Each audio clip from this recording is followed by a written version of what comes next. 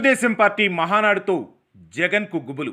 మహానాడుకు check పెట్టే దిశగా జగన్ అడుగులు. ఆంధ్రప్రదేశ్ రాష్ట్రంలో తెలుగుదేశం పార్టీ కీలక నిర్ణయం తీసుకుంది. ఈ నెల చివరిలో మహానాడు నిర్వహించేందుకు ప్రణాళికలు రచించింది. ఇంతవరకు బాగానే ఉన్న ఈ మహానాడును జగన్ ఇలాకా కడపలో నిర్వహించడమే ఇప్పుడు రాష్ట్రమంతటా పెద్ద ఎత్తున చర్చకు దారితీస్తోంది. ఈ నెల 27వ తేదీ నుంచి 29వ తేదీ వరకు తెలుగుదేశం పార్టీ పండగ మహానాడు కొనసాగనుంది. అయితే ఈ టీడీపీ మహానాడును కడప జిల్లాలో నిర్వహిస్తున్నారు. కడపలోని కమలాపురం నియోజకవర్గంలో టీడీపీ మహానాడుకు ఏర్పాట్లు శరవేగంగా జరుగుతున్నాయి. అంటే వైఎస్ జగన్మోహన్ రెడ్డి సొంత ఊరు పులివెందులకు అతి సమీపంలో ఈసారి తెలుగుదేశం పార్టీ మహానాడును అత్యంత ప్రతిష్టాత్మకంగా నిర్వహిస్తోంది. దీంతో అందరిలోనూ ఉత్కంఠ నెలకొంది.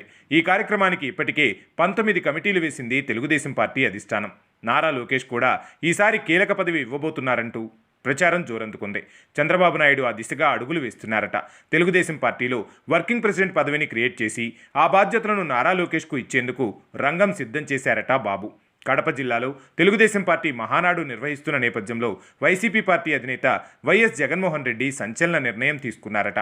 కడప జిల్లాలో టీడీపీ మహానాడు ఈ నెల 27, 29 తేదీ వరకు కొనసాగుతోంది.